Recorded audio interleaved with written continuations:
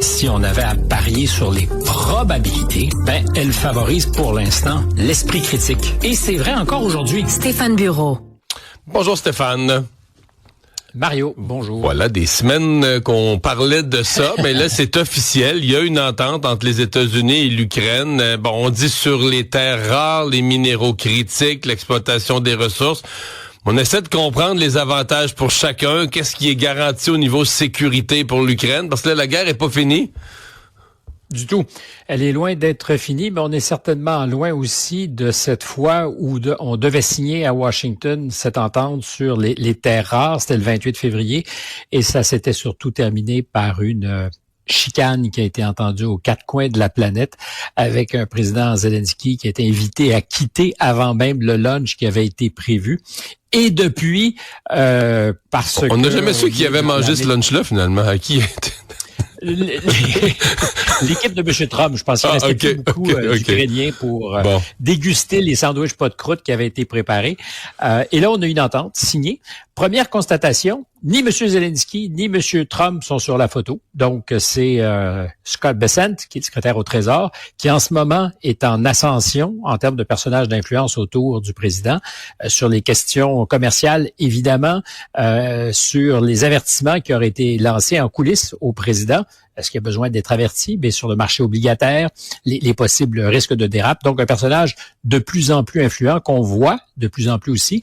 C'est un des premiers qui avait été envoyé d'ailleurs en Ukraine pour commencer à paramétrer cette entente qui était revenue bredouille. Et le président avait dit, on n'arrivera jamais à s'entendre avec les Ukrainiens. Or, c'est signé. Qu'est-ce qu'on y retrouve? Parce que là, il faut se fier à la parole de ceux qui ont signé. La vice-présidente ukrainienne, M. Bessent, on n'a pas vu le détail de l'entente. D'abord, c'est pas une entente sur les terres rares et les minerais critiques.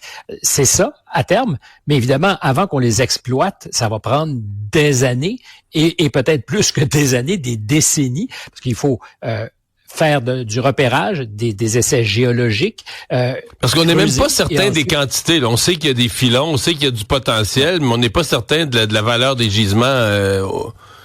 Et la valeur géologique de ces gisements a été la dernière fois validée ou a commencé à être explorée à l'époque de l'ex-URSS avant 1989. Ouais. C'était une des promesses que faisait M. Zelensky quand il négociait ces conditions pour une victoire ukrainienne en août-septembre dernier. Puis il avait fait miroiter le potentiel pour ceux qui l'appuyaient de venir chercher en Ukraine ces fameuses terres rares qui ne le sont pas tellement, mais qui surtout sont difficiles à traiter, à raffiner et qui font beaucoup de dégâts. C'est cochon quand on se met à raffiner ces affaires-là. Il y a peu de pays qui sont tentés. Est-ce que d'ailleurs ça sera raffiné en Ukraine? C'est une question. Mais ce qui est intéressant, c'est que c'est une entente sur les ressources. On parle de gaz, on parle de pétrole, et je reviens avec une affaire dont on s'était parlé, l'aluminium. Donc, les États-Unis sont dans une entente de développement et de partage de ces ressources. L'Ukraine garde la compétence sur l'exploitation, c'est-à-dire c'est eux qui décideront où est-ce qu'on peut forer, pas forer.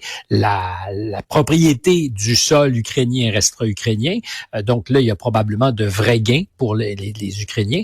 Mais derrière ça, il y a aussi une entente sur la reconstruction de l'Ukraine. Et s'il y a une mine d'or, c'est peut-être là, y compris pour les Américains, parce que ça fait longtemps que... Donc les entreprises d'ingénierie, de construction, d'infrastructure, il va y avoir de grosses jobs à reconstruire l'Ukraine. Là. Il va y avoir du béton à couler.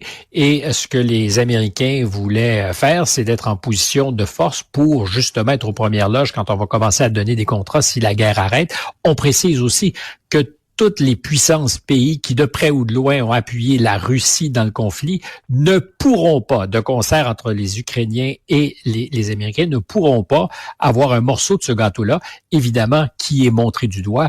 La Chine, qui exporte aussi son savoir-faire et aime investir. Ils le font en Afrique, mais ils le font de plus en plus aussi en Europe. Fait que l'Ukraine, on dit non, c'est inaccessible.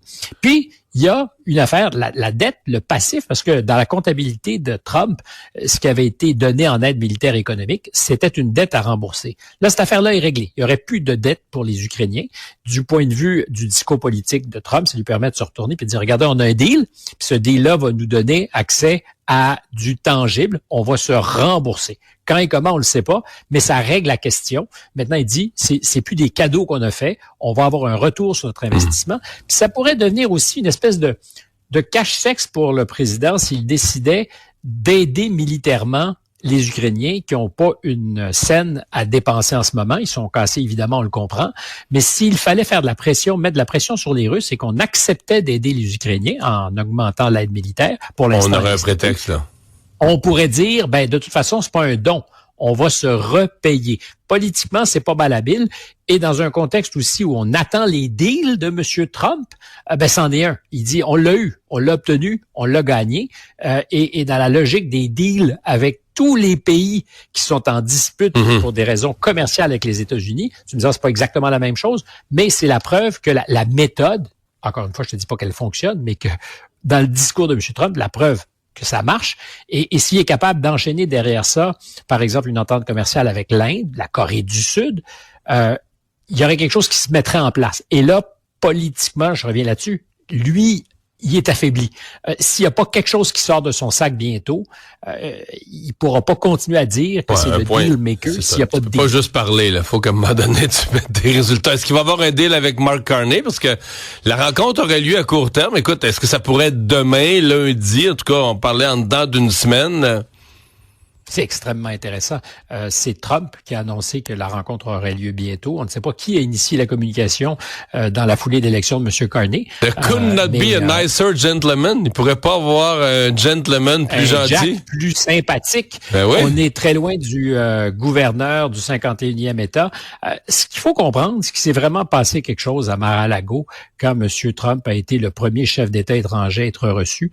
On n'était pas des souris à côté de la table, mais c'est passé quelque chose. Il y a une faiblesse qui a été sentie. C'est un requin, Trump. Il a senti qu'il y avait du sang dans la piscine. Je disais une faiblesse. Puis il s'est attaqué à Trudeau sans jamais le lâcher. Ça a peut-être d'ailleurs sonné le glas de la carrière politique de Trudeau.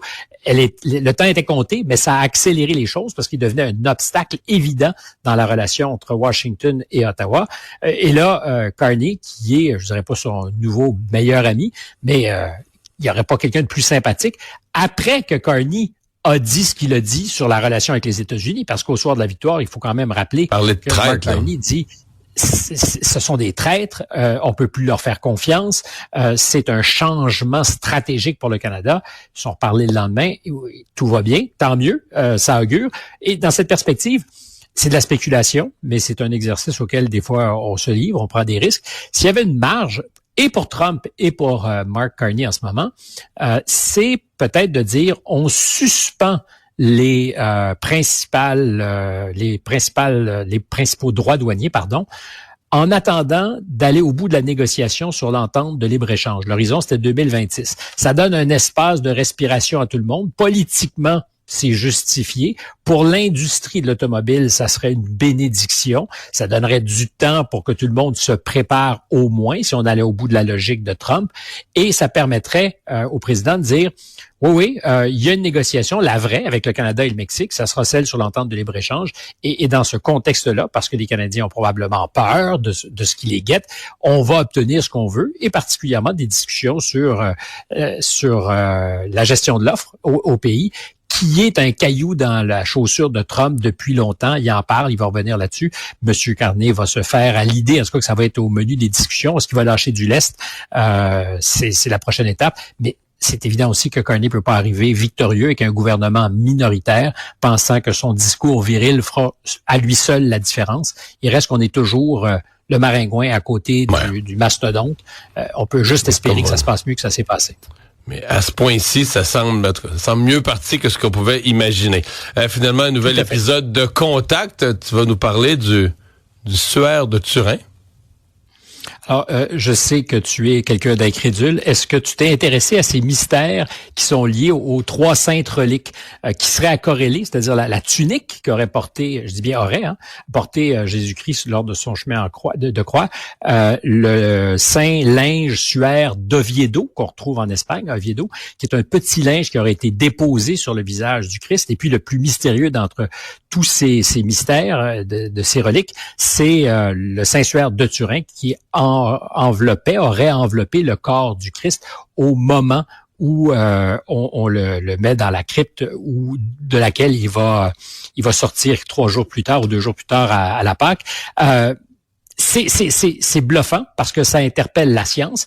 Et j'ai parlé avec un des grands spécialistes, Jean-Christian Petit-Fils, qui a consacré une partie de sa vie, c'est un historien, ça a été aussi un banquier, partie de sa vie depuis 1978 à réfléchir, à enquêter sur ces mystères. Alors il le dit, c'est un homme de foi.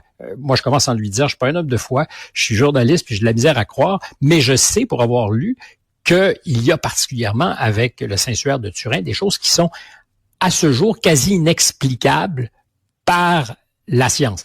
Même si la datation carbone 14 pose de vraies questions, ça ne serait pas un linge qui remonte à l'an 0 ou à l'an 33, au moment où le Christ serait mort.